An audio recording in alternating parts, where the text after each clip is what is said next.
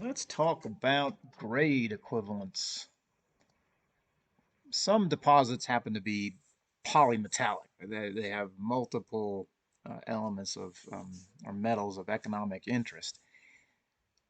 And so when describing the quality of that ore body, you need to list each one of those grades. They might be a copper deposit with a little bit of gold and maybe some silver. So you need to really appreciate the quality. You need to understand what each of those are. But that's a bit complicated, and it's can be just difficult to appreciate how much value each one of these elements is contributing.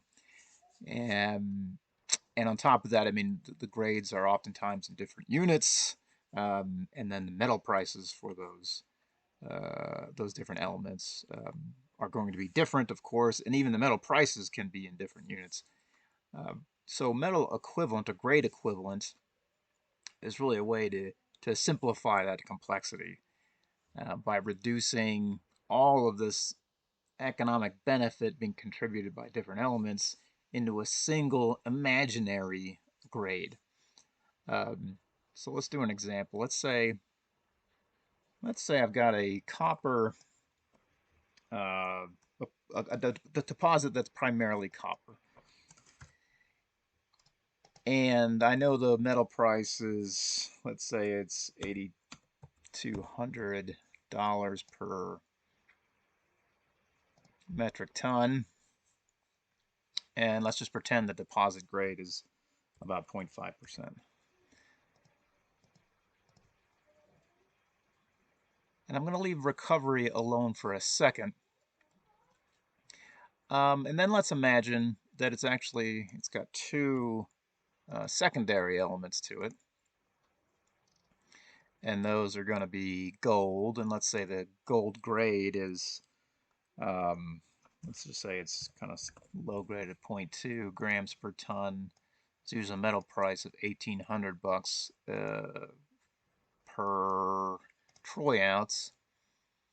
The grade is going to be 0.2 grams per ton. And let's say that second one is silver.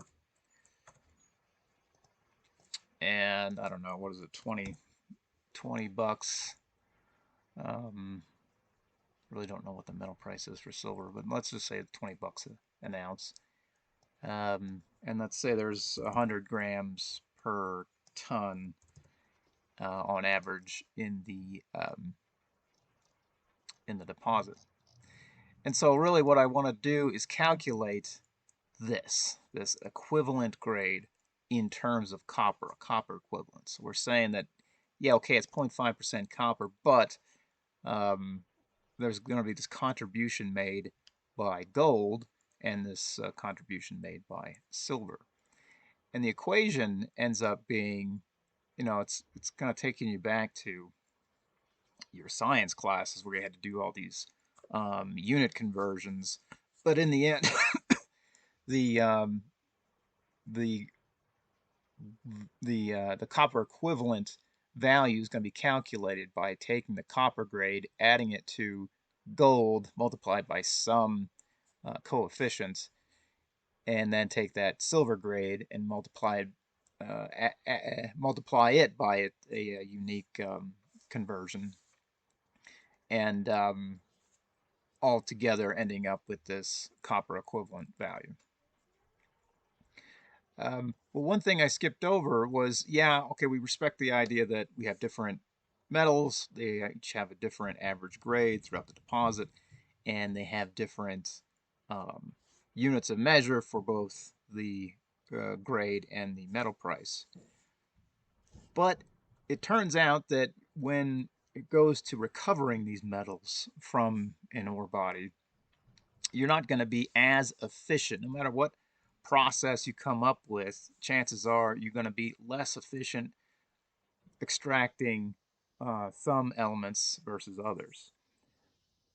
And so that's something that's important to take into account when calculating this equivalent grade. So first, I've decided to go with an 85% recovery rate for copper.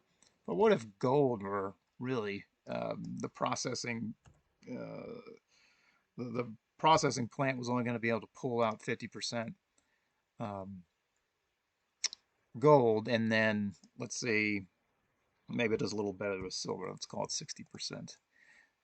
So that is going to then end up changing this equivalent grade and changing these coefficients in front of gold and silver, just respecting the fact that, yeah, hey, we got some gold in there, we got some silver, but we're not going to realize the economic benefit of all of that for sure, but probably even less so than we are with copper. So there you go. If you ever wanted to know how to calculate a copper grade, that's how you do it, and you can do it yourself with this tool right here.